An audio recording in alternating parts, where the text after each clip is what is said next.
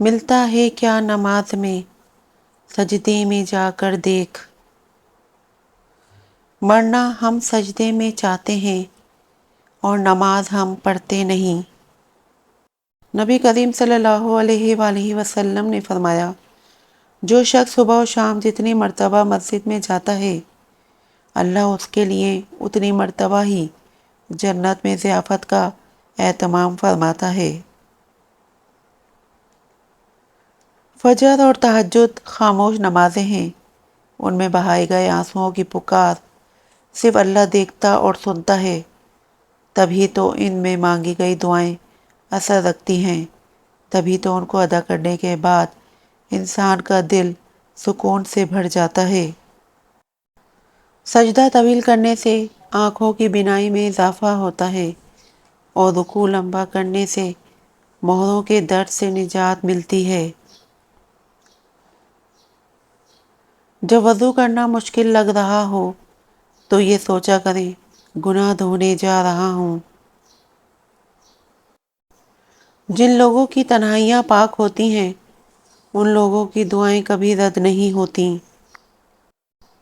سب سے مضبوط تعلق بندے اور رب کا تعلق ہے۔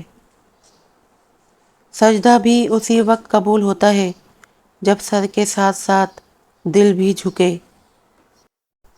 نماز کی پابندی کرنے والا کبھی خود کو تنہا محسوس نہیں کرتا۔ زمین کے جس ٹکڑے پر تم نماز پڑھتے ہو، وہ حصہ تمہارا گواہ بن جائے گا۔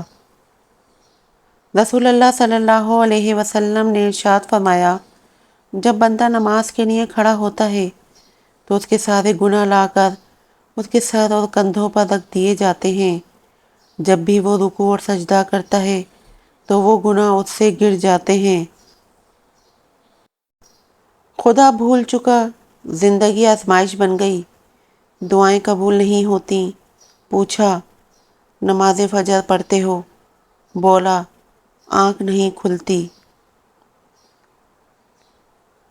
یہ جو فجر کے وقت کی خاموشی اور سکون ہوتا ہے، یہ دنیا کی کسی دولت اور آسائش میں نہیں مل سکتا۔ سب سے پہلے نماز فجر حضرت آدم علیہ السلام نے ادا کی۔ سب سے پہلے نماز ظہر حضرت ابراہیم علیہ السلام نے ادا کی۔ سب سے پہلی نماز عصر حضرت عزیر علیہ السلام نے ادا کی۔ سب سے پہلے نماز مغرب حضرت داؤد علیہ السلام نے ادا کی۔ سب سے پہلی نماز عشاء حضرت محمد صلی اللہ علیہ وسلم نے ادا کی۔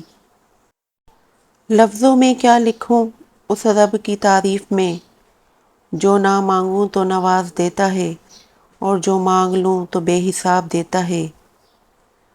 اگر موت کے بعد اپنی مرضی کی زندگی گزارنا چاہتے ہو تو موت سے پہلے رب کی مرضی کی زندگی گزارو۔ دو چیزیں اپنے اندر پیدا کر لو، چپ رہنا اور معاف کرنا۔ چپ رہنے سے بڑا کوئی جواب نہیں اور معاف کرنے سے بڑا کوئی انتقام نہیں۔ راستہ ایک ہی تھا، حضرت موسیٰ علیہ السلام گزر گئے اور فرعون ڈوب گیا۔ بھروسہ راستے پر نہیں، اللہ پر کرو۔ عاجزی یہ ہے کہ انسان دوسروں کے اندر ایک برائی دیکھے تو اسے اپنی 10 یاد آ جائیں۔ موت، رتبہ، شان و شوکت، دولت، عمر کچھ نہیں دیکھتی، اسے جب آنا ہوتا ہے تو پتہ بھی نہیں چلنے دیتی اور ایک پل میں سب ختم۔ کبھی کبھی ٹھوکریں اچھی ہوتی ہیں، ایک تو راستے کی رکاوٹوں کا پتہ لگ جاتا ہے اور سب سے بڑھ کر سنبھالنے والے ہاتھوں کا پتہ چل جاتا ہے۔ اللہ تعالیٰ کی دی گئی ڈھیل کو اپنی چالاکیاں مت سمجھو، وہ جب رسی کھینچتا ہے تو انسان منہ کے بل گرتا ہے۔ رشتوں کی دنیا میں آج کل وہ لوگ اکیلے ہو جاتے ہیں جو دل کے صاف اور زبان کے سچے ہوتے ہیں۔